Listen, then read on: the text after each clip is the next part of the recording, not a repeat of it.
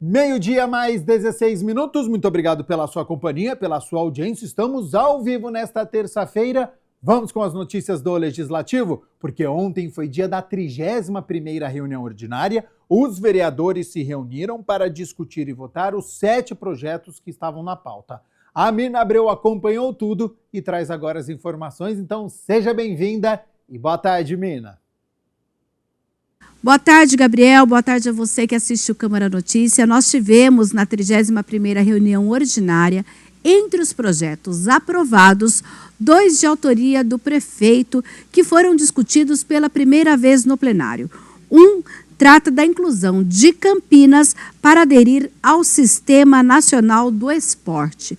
O líder de governo na Câmara falou da importância de que a cidade faça parte desse programa. Esse é um projeto autorizativo, ele faz com que a nossa lei municipal, a nossa legislação municipal se adeque à legislação federal, a Lei 14.597 de 2023. Então, Campinas tem que criar essa lei, tem que produzir essa lei, aprovar essa lei na legalidade e depois no mérito, para que nós possamos, a nossa Secretaria de Esporte, a nossa população, o nosso município possa ter aporte do governo federal.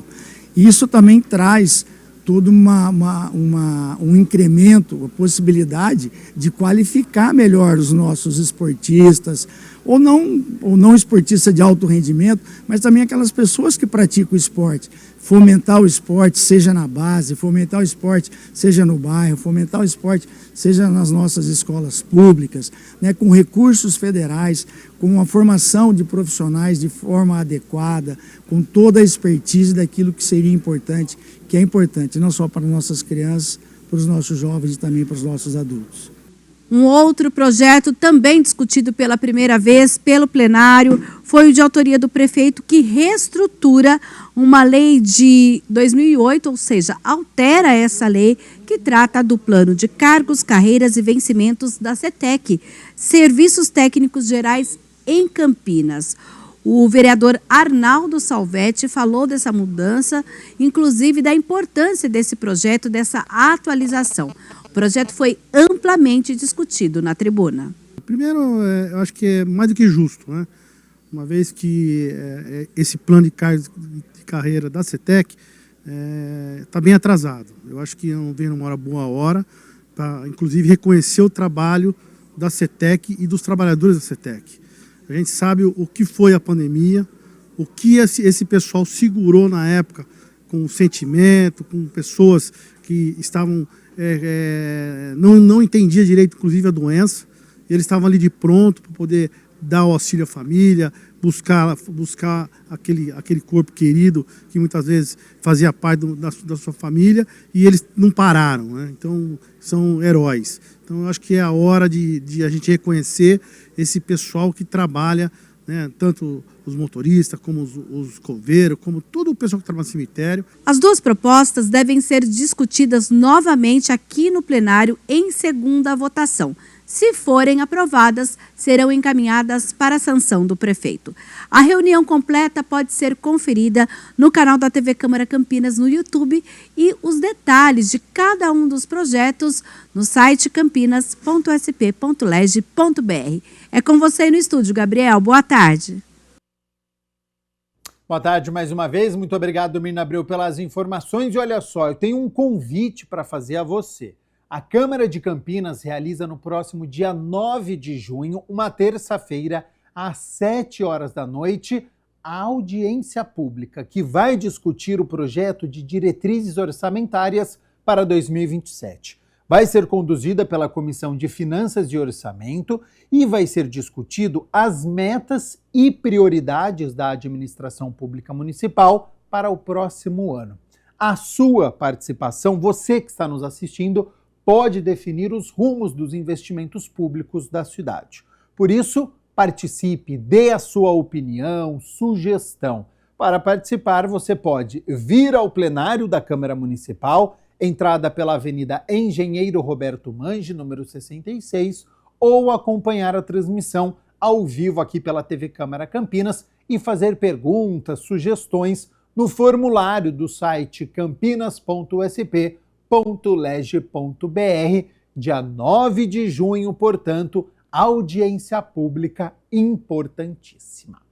Olha só, a gente segue aqui com as notícias do Legislativo, porque a Comissão Especial de Estudos sobre Políticas Públicas voltadas a pessoas com neurodivergências realizou a 8ª reunião do ano aqui na Câmara de Campinas. O encontro debateu inclusão, acessibilidade e os desafios enfrentados por pessoas neurodivergentes no trabalho e no ambiente escolar.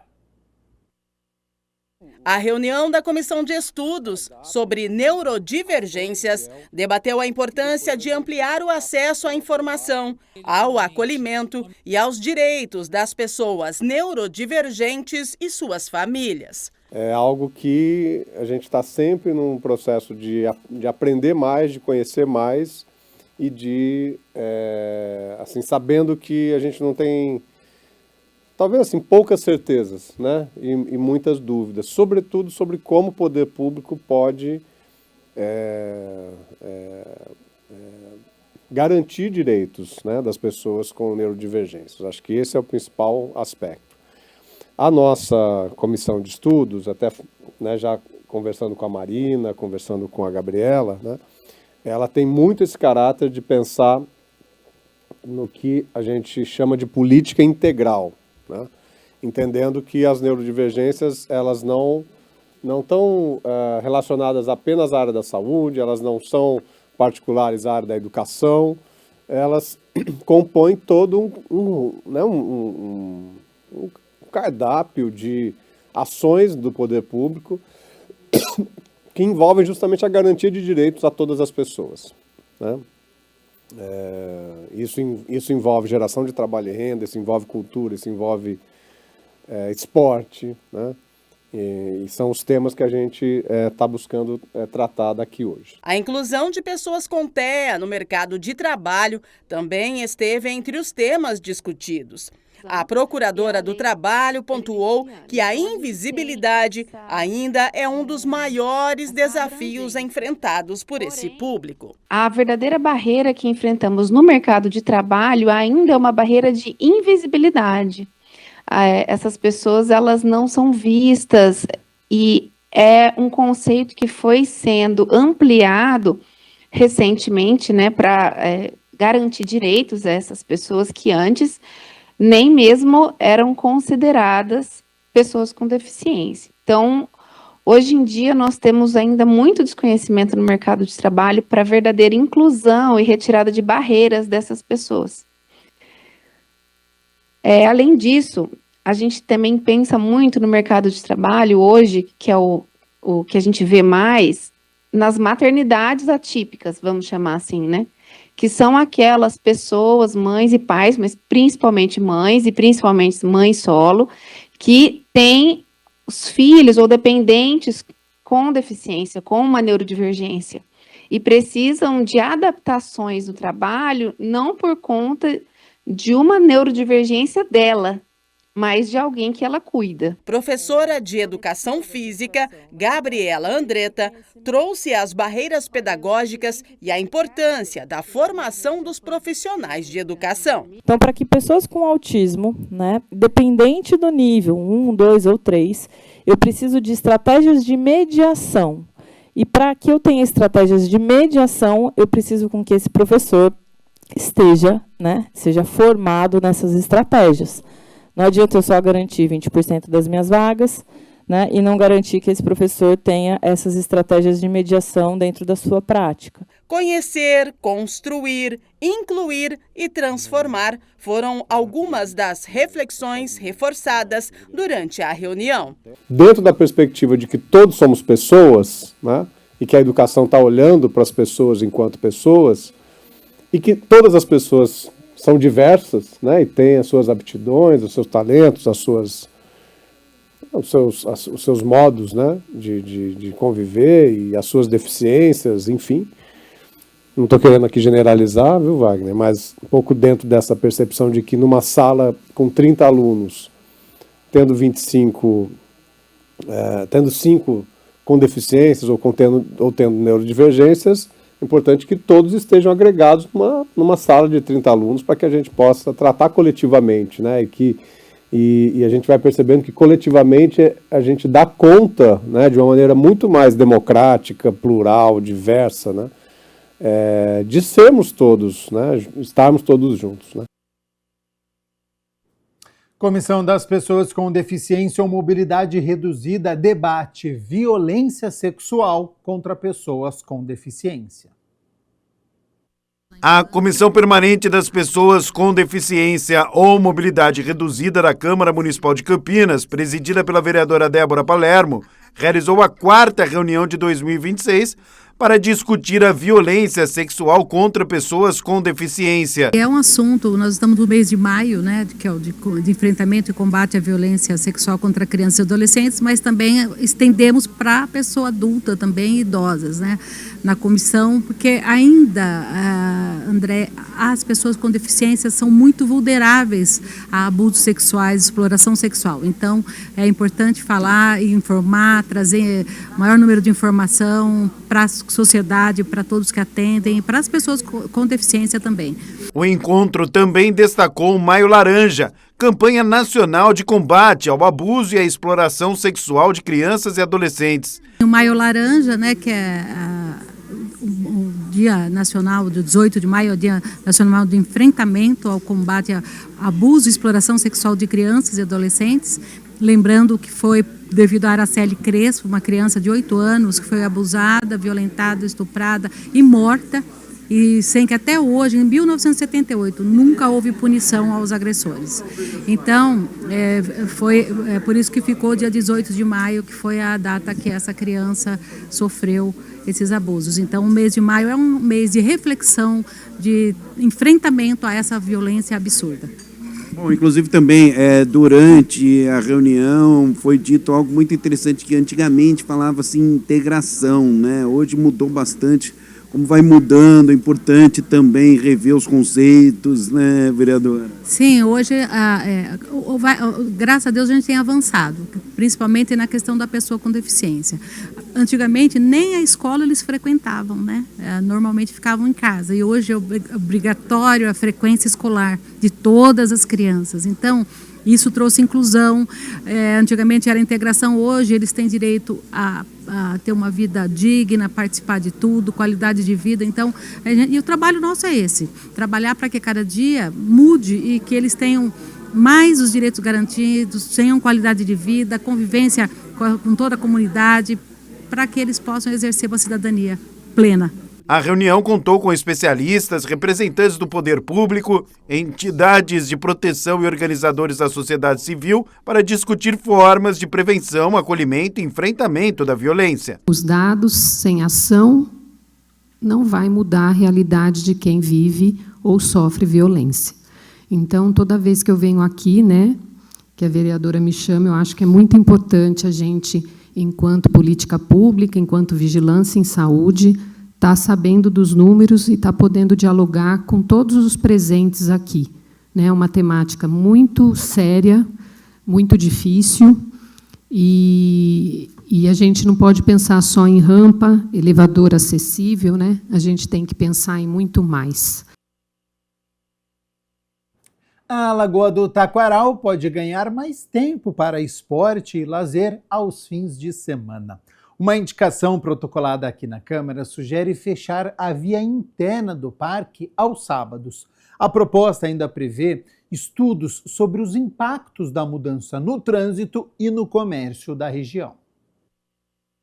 Uma indicação protocolada na Câmara de Campinas pelo vereador Rodrigo Farmadique propõe o fechamento da via interna da Lagoa do Taquaral aos sábados, das 5 às 10 da manhã, para atividades esportivas e de lazer. Aos domingos, esse espaço aqui é ocupado por famílias, também corredores e ciclistas que aproveitam a área sem a circulação de carros para praticar atividade física. A proposta apresentada na Câmara Municipal visa justamente ampliar esse modelo também para as manhãs de sábado, oferecendo mais conforto e segurança para quem frequenta a Lagoa do Taquaral. Essa iniciativa foi tomada por conta de eu ter sido procurado por um grupo de corredores, de praticantes de atividade física lá na Lagoa, nos domingos, só que eles sugeriram para que seja feito do mesmo molde no sábado, né? Porque tem situações em que os corredores, alguns atletas não conseguem participar no domingo e tem apenas o sábado disponível. E o melhor horário para praticar atividade física é sempre no período da manhã. Por isso eu fiz essa indicação para que seja fechado o mesmo perímetro de domingo nos sábados também, mas aí num horário reduzido, até às 10 horas, num experimento. Se caso isso dê certo, a gente pode, de repente, ampliar o horário. De acordo com o parlamentar, o incentivo à prática esportiva também contribui para a promoção da saúde pública e para a melhoria da qualidade de vida da população. Sem dúvida, né? Campinas já é um polo turístico, ainda mais a Lagoa do Taquaral, e é frequentado principalmente para atividades esportivas. Esse fechamento, além de fomentar, né, a atividade esportiva, fomenta o comércio local. Mas isso ainda depende agora de uma avaliação da Secretaria de Esportes, da INDEC, um diálogo também com os moradores e aí comerciantes locais, para que a gente consiga estender para esse sábado. Mas eu tenho certeza que a cidade de Campinas vai ganhar se a gente conseguir êxito junto à Prefeitura para fazer esse fechamento. A indicação protocolada na Câmara é um tipo de proposta em que o vereador sugere uma medida ao Executivo, mas sem obrigar a Prefeitura a colocar a ideia em prática. O vereador destaca que a possível ampliação do fechamento deve levar em conta os impactos para o trânsito e comerciantes da região da Lagoa do Taquaral. É isso, além do impacto no trânsito, o impacto para os moradores e comerciantes da região. Então nós temos que ouvi-los também, não só a Prefeitura de uma forma que vai lá e faz um teste, mas nós devemos fazer o teste, mas antes ouvir os comerciantes e moradores da região, porque além do trânsito, eles vão ser impactados diretamente. A Câmara Municipal de Campinas realizou a entrega do Diploma de Mérito Esportivo Sérgio José Salvucci. A solenidade aconteceu durante a 25ª reunião solene no plenário aqui da Casa de Leis. Em reunião solene, a Câmara Municipal de Campinas entregou o Diploma de Mérito Esportivo Sérgio Salvucci para Gilberto Gil Alves dos Santos, presidente do projeto Pumas Voleibol, que atua no desenvolvimento de atletas de base, crianças, jovens e adultos. A solenidade aconteceu durante a 25ª reunião solene por iniciativa do vereador Luiz Iabico. É com muita alegria que estou aqui hoje para entregar o Diploma de Mérito Esportivo Sérgio José Salvucci a uma pessoa que faz diferença na nossa cidade. Gilberto Gil Alves dos Santos. Quem conhece o Gilberto sabe do que estou falando. Ele é brasileiro, tem 44 anos e uma história que merece ser contada. O Gilberto é apaixonado pelo voleibol, mas não é só isso.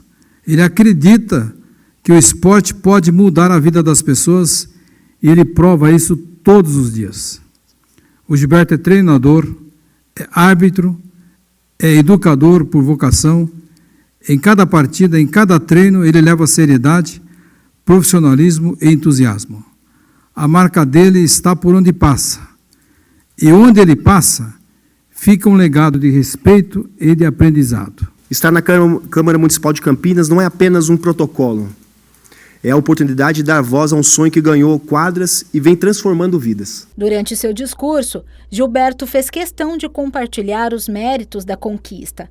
O treinador agradeceu imensamente a toda a equipe que fez e faz parte da história do projeto Pumas. O Pumas é a obra que estamos construindo juntos.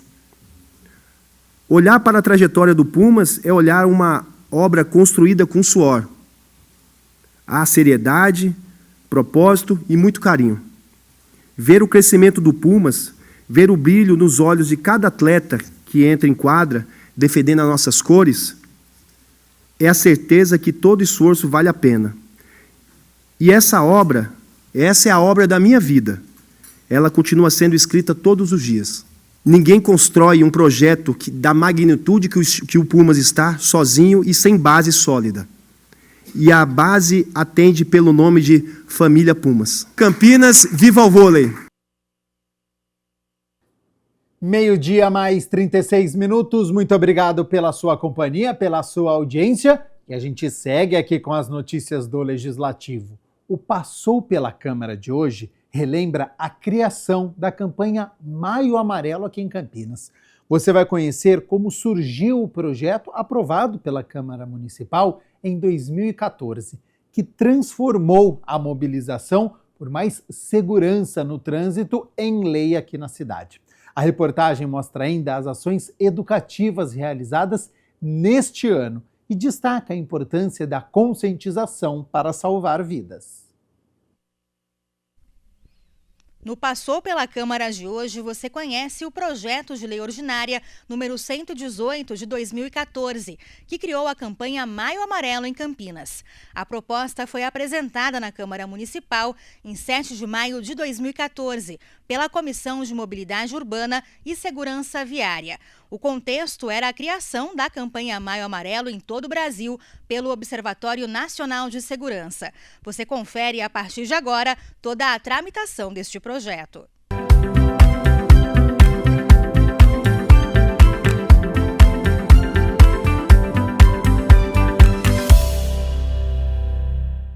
Após tramitar pelas comissões da Casa, o projeto foi aprovado em turno único de discussão e votação no dia 30 de junho de 2014. Com a aprovação, foi sancionada a Lei número 14.863 de 2014, que incluiu oficialmente o Maio Amarelo no calendário do município de Campinas.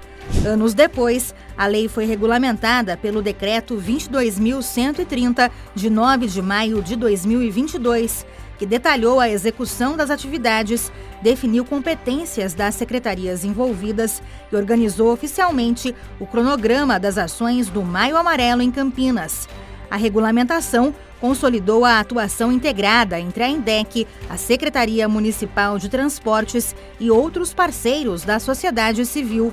O projeto teve a autoria da Comissão de Mobilidade Urbana e Planejamento Viário.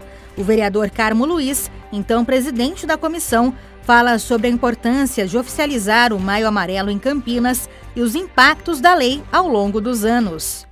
Foi uma honra, na verdade, como presidente da Comissão de Mobilidade Urbana, nós assinamos a Lei 14.863 no dia 25 de julho de 2014. E hoje nós já percebemos o quanto esta lei, junto, claro, com educação, junto, claro, com fiscalização, com infraestrutura, refletiu na vida dos cidadãos da cidade de Campinas e do Brasil todo. Em março agora de 2026 foram menos 10 mortes e ao todo foram 63% menos mortes na cidade de Campinas, acidentes fatais que levaram à morte jovens e a maioria, em sua grande maioria, homens jovens. Então a educação, a sinalização e a fiscalização faz com que haja isso. E o Maio Amarelo ele veio exatamente para isso, para trazer educação, informação, mostrar a importância da observação do trânsito, da boa direção,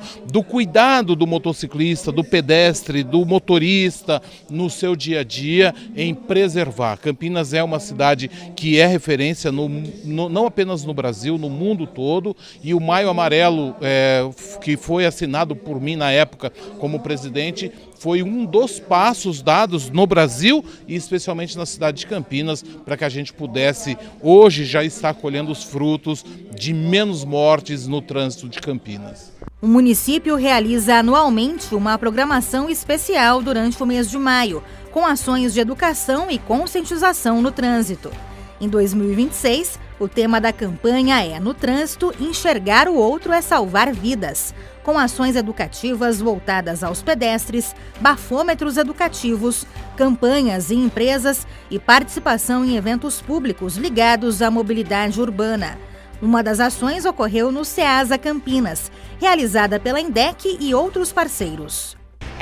Nesse ano a gente tem o tema No Trânsito, enxergar o outro é salvar vidas, e o objetivo é justamente que a gente olhe para as pessoas para além daquele momento no trânsito, enxergue elas como pessoas, como seres humanos, né? E que a gente precisa, de fato, cuidar uns dos outros no trânsito. O Maio Amarelo é uma campanha que acontece todos os anos, né? e em cada ano com o seu tema, mas sempre com o objetivo de salvar vidas no trânsito. Aqui nós estamos abordando condutores, aqui no caso do Ceasa tem bastante condutores de caminhões também, né, que é um público que a gente nem sempre encontra pela cidade, mas aqui a gente sempre encontra.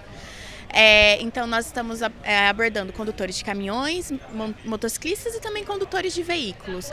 Aqui nós hoje estamos trazendo, né, quem está trazendo é um parceiro, serviços de saúde, né, e aí o pessoal vem e a gente aproveita para fazer a abordagem com orientações de segurança. A gente tem também um óculos simulador de embriaguez, em que a pessoa ela vai vivenciar um pouco, né, estando com as capacidades cognitivas inteiras, como que o que acontece quando ela está muitas vezes mais confiante porque ingeriu uma bebida alcoólica, por exemplo, e como que na verdade os reflexos dela e os sentidos dela estão alterados. Então é uma conscientização muito importante sobre o risco de beber e dirigir. E também a gente está fazendo entrega de antenas corta-pipa. O vigilante Edson e o funcionário da Ceasa há 51 anos, José Cosme, usaram óculos simulador de embriaguez e acharam difícil completar o circuito. Não foi fácil não, hein? Foi meio complicado, mas deu certo. O que você sentiu utilizando o óculos? Parece meio uma tontura, né? A vista fica embaçada, entendeu? Mas deu certo. Não é muito bom não para quem toma, né? Mas para quem não toma também não é bom não. Deu para ter a sensação de como seria dirigir embriagado? Deu, não é muito boa a sensação não. É meio complicado. Como seria ter que dirigir sentindo o que o senhor sentiu aqui fazendo esse percurso? Não é bom nem dirigir. Não é bom não. Beber ou não dirija, né? Fica em casa, pede para alguém levar você, chama o Uber e pronto. Foi bom pra gente aprender, né? É importante pra gente, né? Foi difícil contornar os cones com óculos? Não, foi mais ou menos, foi bom, graças a Deus. Deu para ter uma noção de como é dirigir embriagado? Que não pode acontecer isso. O pessoal faz isso sabendo que não pode fazer isso, né? Eu sempre falo para todo mundo, principalmente para os filhos meus que eu tenho. O vereador Carmo Luiz destaca que essa união entre o poder público e a população é essencial para reduzir acidentes e salvar vidas no trânsito.